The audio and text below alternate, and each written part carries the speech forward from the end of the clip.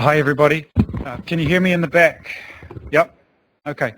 So it was a real privilege for me to collaborate with Bill Libby. His name's already come up a few times in talks today, and he's here over there in the green. Hi, Bill.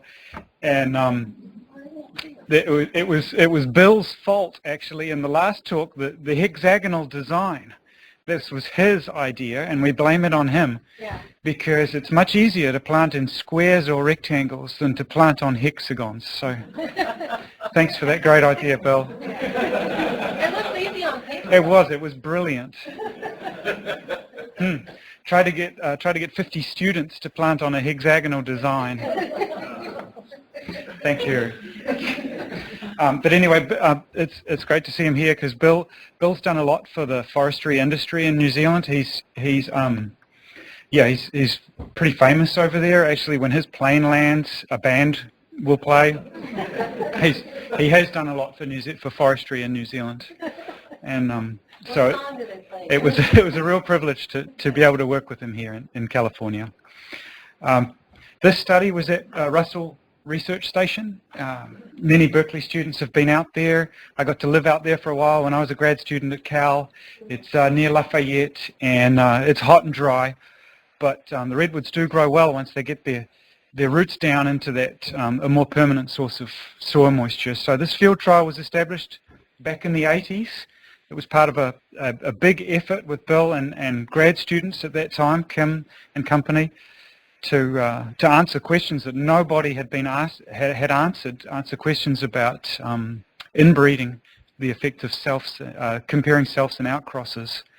So this layout here, the letters stand for S would be a self, O would be an outcross with the same parents. Self, outcross, self. So it's this experiment is laid out like that, and then the C's down the middle are standard control clones just for comparison. So we have this repeating pattern with interior and edge tree locations. So the trees along the edge are edge trees. They have pretty much unlimited access to growing space versus trees on the interior of the experiment. Here's a look at the edge, and so what you'll see is a edge tree, self, so outcross tree, a self, and outcross a self paired with similar lineage. The methods were, we looked at growth and also form. We were interested in is there any effect of inbreeding or selfing on tree form as well as growth at age 22. So besides measuring DBH and height, we also looked at branching traits, branch diameter, branch length, angle, where a 90-degree angle was desirable. We don't want departures up or down, and so we were assessing that on all these trees. Epicormic branching, we counted the number of epicormic branches and also assessed their size. That's an undesirable trait for timber. If you prune a tree and then you get epicormic sprouts, you're kind of one step forward and one back. So we looked at basal sprouting as well and counted those and measured their size. Bole straightness and symmetry was interesting for wood production purposes. The incidence of forking being undesirable, and also ramicorn branching. Those are steep angled branches. It's another something that we wanted to see whether there was a difference, whether there was an effect, whether the selfs or the outcrosses were more likely to have any of those traits, forking, ramicorn branching. We also looked at cone counts, and we had mortality in the trial, and so mortality means that it kind of favors the neighboring trees, and so that caused a bit of a problem. So we counted how many neighbors each tree was competing with, and it created some issues with the analysis. But let's look here at some of the results at age 22. First off, at the top, the DBH in height. The trees that were outcrossed were 79% larger in DBH and 38% taller than the selfs. Big numbers, big differences here in diameter and height. How they line up, average DBH at age 22 for the selfs was only 23 centimeters. Outcrosses 42 centimetres was the average DBH, and the standard clones were 35 centimetres. Now these clones were at a disadvantage because they weren't in edge positions half the time. They were down the middle of the trial. So big differences in DBH, differences in height as well. The average height was markedly, the outcrosses were much taller. And then mortality here, the selfs did not fare well with 61% mortality, and a lot of that mortality was concentrated at one end of the experiment. The experiment was planted along a quality gradient, and up near the tough, dry, one harsh end of the trial, all the selfs died up there at that, on the poorest end in terms of lower site quality. Had 100% mortality of the selfs. Here's a picture. I hope it's coming through. Obviously visible differences in growth and performance of the selfs versus the outcrosses. Here's a different self, RB22. Some of you guys might recognize these codes. These are from central Humboldt origin, the RBs. Here's a pairing where we've got paired up on the left RB22 crossed with RB37 versus the self of RB22. So these are this is a pairing grown side by side in similar conditions, and a massive difference in growth. And also looking at that RB22, it's a little crooked. It has some undesirable characteristics. Here's another one, RB17 crossed with RB37 versus the self of RB17. Again, striking differences in tree size at age 22.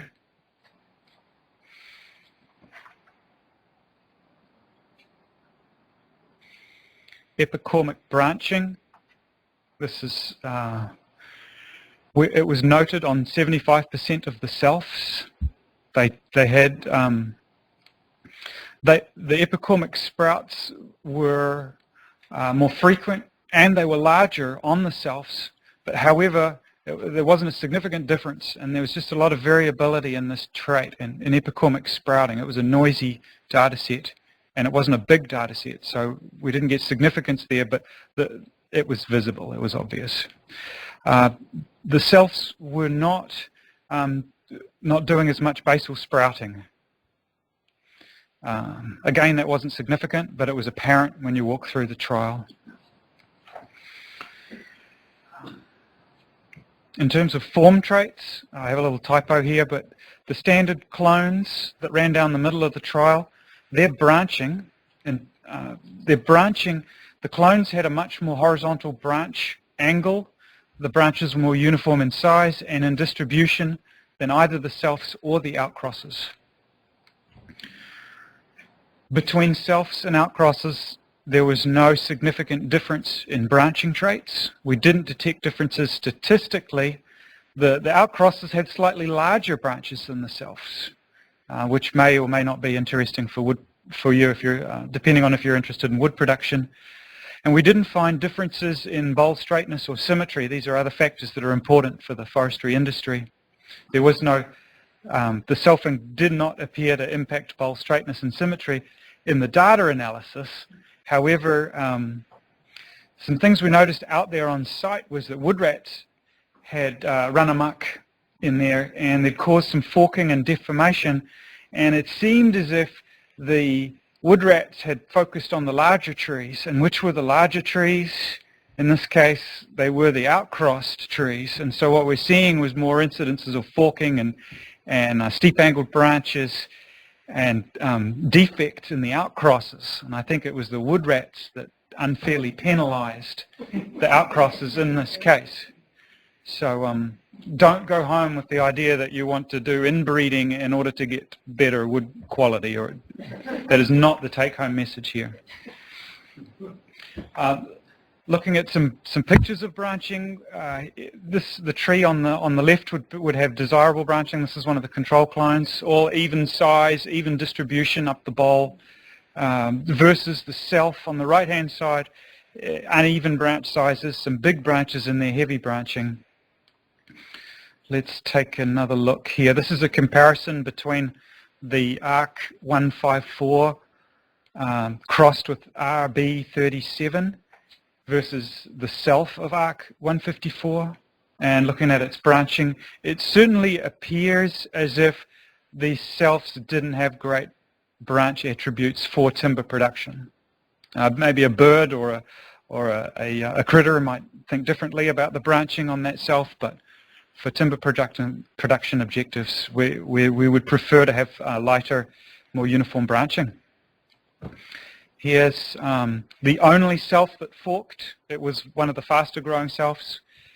Only one had a ramicorn branch. The forking and the ramicorns were much more common on the outcrosses, and like I was showing before with that picture, it certainly looked as if the wood rats had got in there and damaged the taller trees, which had then induced forking and steep angled branches. So in conclusion, redwood does not appear to have hexaploid protection from inbreeding depression. Sorry, that's bad news, but it is what it is. That's the findings of this study. Inbreeding is no good for redwood and wood production. Early studies showed that from germination on, the inbred redwoods survived at lower rates. This isn't my work, this is the work of Kim and Bill and others. They survived at lower rates. They grew more slowly than the non-inbred redwoods. And this was exacerbated on harsh sites. These problems got worse as stress intensified.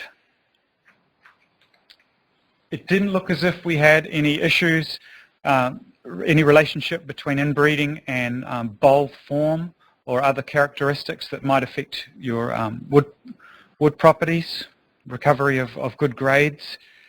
But the pruned inbreds had more epicormic sprouts. They had larger epicormic sprouts than did either the pruned outcrosses or the random standard clones.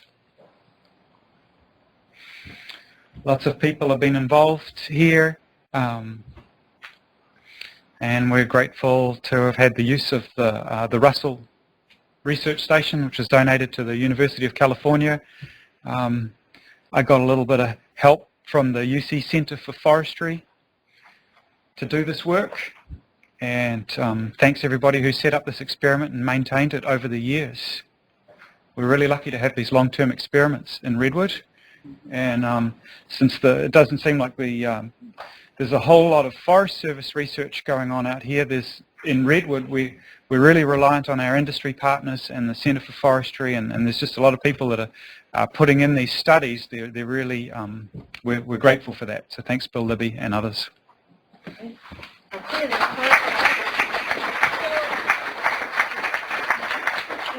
One basic question for folks is just explaining what a self is, which is like the ultimate form of inbreeding. So you can take the flower from the redwood and pollinate itself. And most trees, if you self the tree, the seeds won't be viable and they won't germinate.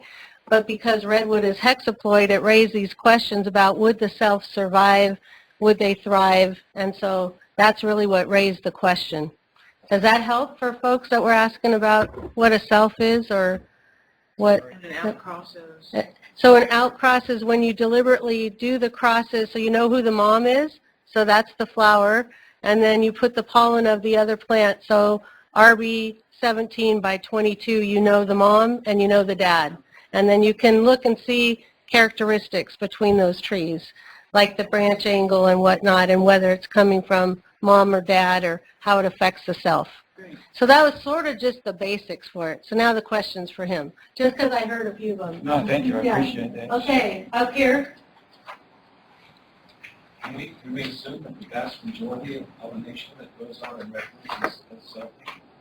So the question is, can you assume that the vast majority of pollination that's happening in redwood is selfing? I mean, it just seems like you have so much pollen coming off of these trees. It's a lot easier to self-pollination, outcrosses.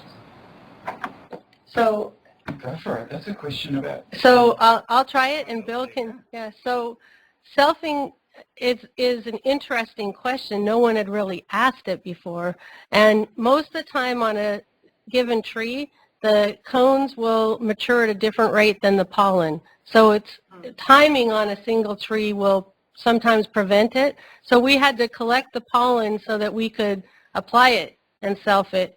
But selfing will happen in nature in redwood, but it's not the predominant form.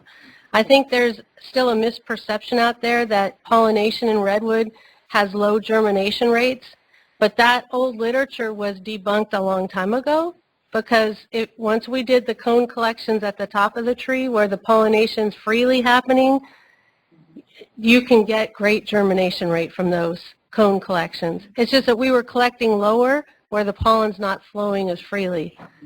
The other thing to think about too is redwood is crazy. It pollinates in January, February, right? And that's usually normally our rainy season. So most of the pollen won't fly very far. So that gets back to the sprouting and the regeneration by sprout, which of course is a strategy. Bill, did I miss anything? Do you want to add anything? Well, I think Rainbow's topic is going to address this, is whether we have family structure and stands or not. Yeah, that's a good point. So the family structure relates to how much selfing and how much outcrossing is really going on. So yeah, we could look at that. So there are lots of questions over here for Pascal. I was just going to ask, was there any correlation between the population of origin and the growth characteristics? Did you have certain populations of origin growing faster or taller than others? The question was about whether there was any relationship to location of origin, and so were there trees of certain origin that were growing faster among the selfs or the outcrosses. I looked at that briefly under Bill's advisement, and we compared some different, we put them into groups and we looked at their performance, and it seemed as if this phenomenon, the selfing, this depression was happening across the board to all the different trees from different locations. So we didn't see any differences like that, but that's not to say there wasn't a difference, because this was a fairly small experiment and it was plagued by mortality. We lost a lot to mortality, a lot of the selfs, and so limited inferences can be drawn from it. There might be a more clever way of answering that question. That's a really good question. One last question, real quick. Yeah, I was just curious about the control clones. So were those actually one genotype that was just multiple clone, or what did that really mean? What do you mean by the clones and the control? What did they represent? Where did they come from? Well, they were the controls were repeated, so there were a few different clones throughout the experiment, and they just ran up the middle, and these were clones that Bill and others had been putting in all their field trials as a kind of a baseline marker, and they just used those for the purpose of comparison. So at the time, they were clones that they were regularly propagating every year. They were taking these cuttings and just putting them into all their experiments. Is there anything that you guys want to add to that? Do you have anything to add to that, Bill? This, Did you already have it open down? just for the purpose of comparison. Thanks. Great, good job. Thank you. Thanks for looking at that.